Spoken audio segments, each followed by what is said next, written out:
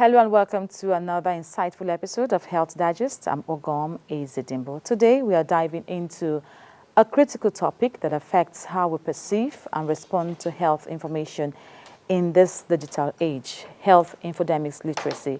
In an era where misinformation can spread faster than viruses, understanding and navigating this complex landscape is more important than ever, especially during disease outbreaks and the introduction of new vaccines. And to help us unpack this issue, we have with us an infodemic management consultant, Joseph Njoko. And together we will explore strategies to identify credible information, the impact of misinformation, and ways to enhance public health awareness. Thank you so much for being part of the program. Thank you for having me. Now we're going to talk about infodemics. Before my viewers would think there is another outbreak. No, it sounds like epidemic. It sounds like pandemic. It sounds like endemic. So what exactly is infodemics? So essentially, the word infodemic is a fusion of two words, information and epidemic. So infodemic. Okay. So and it became very widely used during the COVID-19 pandemic that shook the world. So there was a lot of information flying around, both accurate and inaccurate information. So there was some sort of information overload, you know, and that birthed, or rather, that exposed the word infodemic. So essentially, infodemics is the overabundance of information circulating both in the digital space and in communities, particularly as it affects public health, right? So, and that's basically what infodemics is. When you say overabundance of information, what exactly are you talking about? So, when you have too much information at your disposal, both the accurate ones and inaccurate ones about a particular disease area. Say, take for example, COVID, since that was the subject matter that birthed that discussion. So, during COVID, there was a lot of information around it. What it was, what it wasn't, mode of transmission, how you can prevent yourself. You know, people had several opinions, you know, before the right information also came. And then for some persons, it was a lot to deal with, right? So that scenario, that space or that environment that was birthed is what you can refer to as an infodemic. Okay, does that have to do with misinformation? Yes. Disinformation? Yes. So misinformation is part of it, disinformation is part of it, accurate information is part of it, false information is part of it, rumors are part of it. So all of it all together is what we call infodemics. Now, looking at the digital age that we are in now, everybody has a phone, we have a tablet, we have everything, and at one point, information just spreads like that. So how important is infodemic management? So now, the management of infodemics is, or rather has to do with evidence-based, systematic analysis of the situation, right? It is very critical because with the advent of social media, information flies probably 10 times as fast. So say I want to make a post on any social media right now. It takes a few seconds for thousands of people to have access to that information I've just posted. So that makes it a problem and also something that can be leveraged. So people who are disinformers or people who help spread misinformation also cash in on the speed or rapid nature of social media to spread this misinformation, and then quite a lot of people get access to that information. So in managing infodemics, you also leverage that, you know,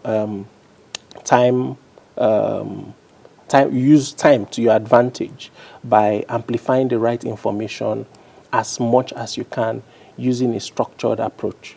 Now, during the COVID, we saw, like you said, information's flying, both the ones that were correct, both the ones that were incorrect. And it still happens even till today. Because most times, like the HPV vaccine that was recently introduced, and we saw some messages flying here and there that this vaccine is wrong and is not good, it will kill you, it will do this. Now, how does this whole misinformation affect public health and the decisions of individuals? So yeah, let's take HPV that you mentioned, for example. So there was this popular rumor that the vaccines cause infertility. So it was it was everywhere. There was even a video flying around in certain indigenous languages, you know, where people were discouraging people from taking up the vaccine. So things like that help, or rather affects public health responses, because you now have vaccine campaigns being looked at negatively. People are no longer taking up vaccines as they should, because they have these negative perceptions that they've gotten from false information circulating in the digital space. So it's a huge problem that needs to be addressed, that needs to be talked about, and people need to be aware of how to be able to differentiate what is and what is not. So how do we identify identify an information that is credible and the one that is not?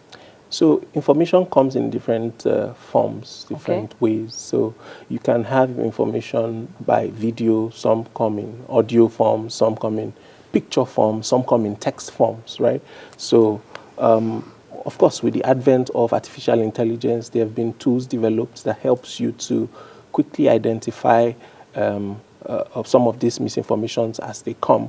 Some other ways to identify it is simply using basic knowledge of you know, what should be and what is not. For example, you find photoshopped images not done properly. You can see the disjuncted nature of such pictures, and it is easy to tell that this has been doctored. For audio, you can, you know, find you know, audios that are sensational, whipping up sentiment, and then that can help you understand that there's more than meets the eye with this information that is being passed. For example, there's this audio that we will listen to, and then let's see how that played out. Hello, everybody. Please, above a picture, it's a picture of somebody who ate semo with her family, and they developed that disease just after a few hours. According to the Yoruba translation, the thing has spread in many places within Lagos. So please be aware that semo is a bit dangerous now, especially the one from India. They said there is a certain semo from India that people should stop eating it. Please, I don't know the particular semo. I'm just translating the Yoruba, the Yoruba aspect of this information into English for everybody to understand. Please stay away from semo made in India. Said that disease is very, very rampant now in India, and Indian people, maybe they have their way to contaminate that semo, or the raw materials for semo over there develop that bacteria after some times. So please, let us be mindful of whatever we are eating. Yeah, so now in that audio, now certain things jump out. Now, an information first needs to be credible, it needs to be reliable, it needs to be factual. Now, when you listen critically to that audio, he mentioned a couple of things that did not show credibility. He didn't refer to any source. And then the things that he juxtaposed with a disease does not make any factual sense. For example, saying semo has a correlation with a disease that is currently going on around, right? So you know that the person who is making this video first doesn't have accurate information and has no business putting out that that information in the first place, right? So when you get information, first is to have a critical mindset. Where is this information coming from? What is your source? What is backing up this stance that you have? Right? Now he mentioned something related to food. We have an agency that regulates all food and drug related things that come into the country. That's NAFDAC. Now, you go to the NAFDAC website. Has anything related to this been flagged? It's even said he doesn't know the particular semo. Exactly. Now, mentioning a particular country, you see, he mentioned India. And he's showing us a black man. Exactly. So, saying that in India there's a contamination process in their semo, it doesn't make any logical sense. First, there's no mention of it anywhere in the global media that this kind of thing can be found in India. So you just know this person doesn't have accurate information and therefore cannot be relied on for accuracy in whatever manner. So first of all, what you do with this kind of information is discard it, not share it. You do not want to start helping spread something that has no basis. So that's like the first step for videos, right? Then I had mentioned for pictures. Then, for audios, I've mentioned for pictures. Now for videos, there are certain videos where things like deep fakes have been deployed. Now, deep fake is like an artificial intelligence tool or mechanism that makes it possible for me to be duplicated in several places, right?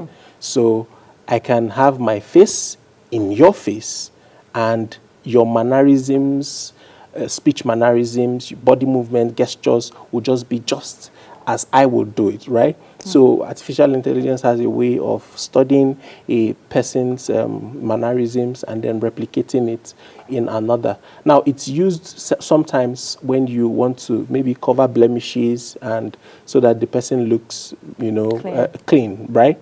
But then it can also be altered in a sense to make somebody who didn't say something say that thing.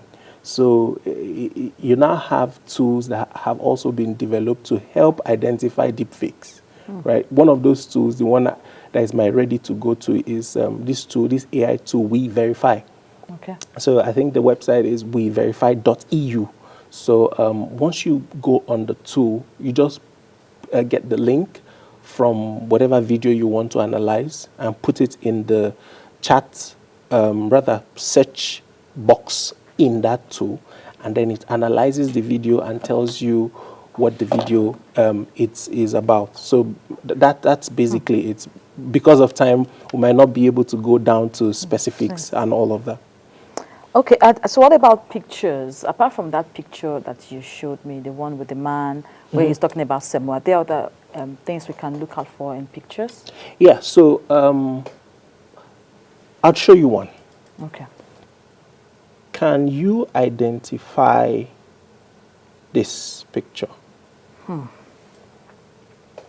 Okay, you said, first of all, that when we want to analyze these things, we have to have the critical mindsets. We have to know the source. Okay. And so from this picture that you have right now, we are seeing BBC.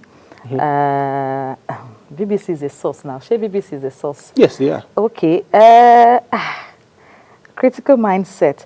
You know, I was opportune to be a fellow, a media AIS fellow, where we talked about epidemiology, infodemic management, social behavior change, and then we actually thought about fact checking, how to check for this misinformation, how to know that these things are wrong, So I'm going to use that mindset now, and I hope I get this so I don't fall people's hand. Yeah. Okay, let's see. Rwanda and... so you can identify the picture. So what's wrong there? Yes, I'm trying to... Rwanda. We don't have unknown gunmen in Rwanda. So yeah, that jumps out. We don't have unknown gunmen in Rwanda. I don't think I've ever heard of that before. Yeah, so on surface, on this very surface, you can just easily detect that. That's But how off. come this is so difficult for people to actually understand? You said it yourself, critical mindset. Not many people want to critically analyze or evaluate things before they pass it on to the next person. And it's not just a problem here, it's a global problem. And that is why misinformation thrives. So it thrives in the knowledge of the fact that people do not have time. People just want to, okay, what's going on? Pass it on to the next person. Especially certain sensational messages that are couched with share to save a life.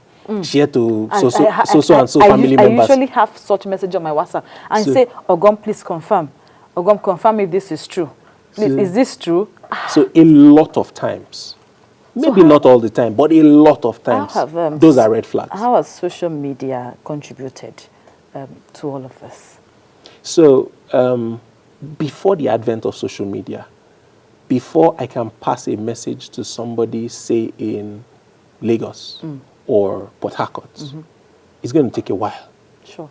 Right? I would need to either send an email, and not everybody has access to the email, or I send a letter, right? So because of the time that is involved, if I have bad intentions in promoting a particular agenda, circulating a particular agenda, because of the time it would take to reach as many people, I realize that that it won't just be worth it, right? And then another way information flies around is either via radio or newspaper, and those are heavily scrutinized. So whatever comes out is checked properly before it gets to the public, right? So it makes it a whole lot difficult for misinformation to thrive.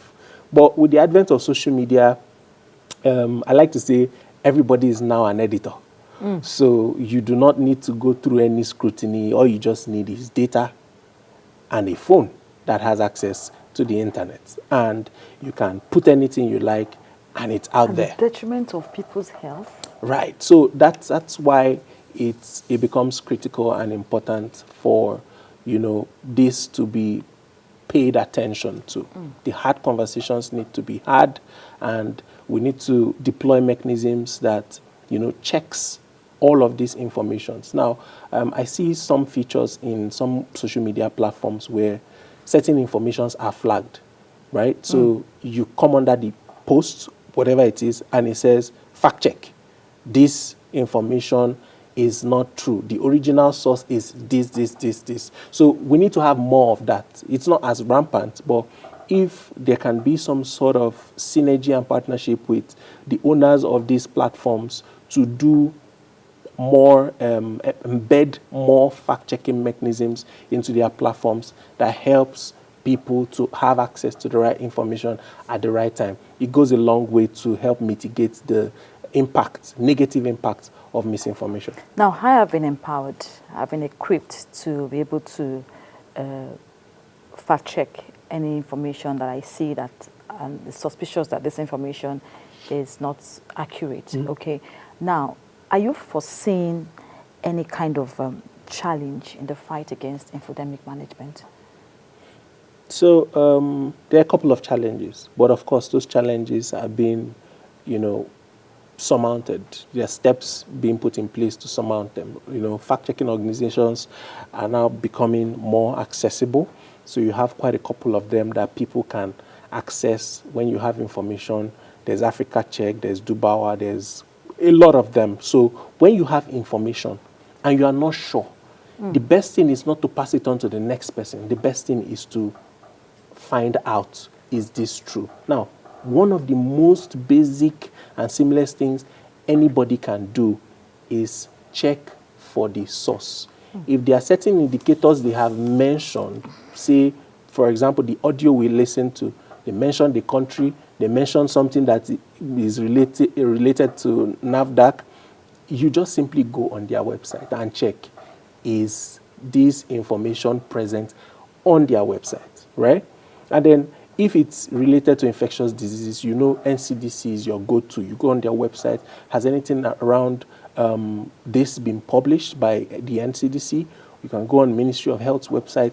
There are a whole lot of health authorities who are active on the digital space, be it social media or what have you, that you can access to find out. There are toll-free numbers that these agencies also have that you can call and, you know, find out if certain informations are true before passing it on to the next person. So if we begin to change the mindset and imbibe the culture of having a critical thinking outlook, it helps to slow down the spread of misinformation. Now, changing the mindset of people, what do you think the government can do in this regard? So basically, sensitization needs to be done, needs to be taken more seriously, right? Strategic sensitization campaigns. It's not just coming and talking about it, but having more engaging forums where people can ask questions, you know, utilize the digital space. That's where we are now, right? So there are a whole lot of people on the internet.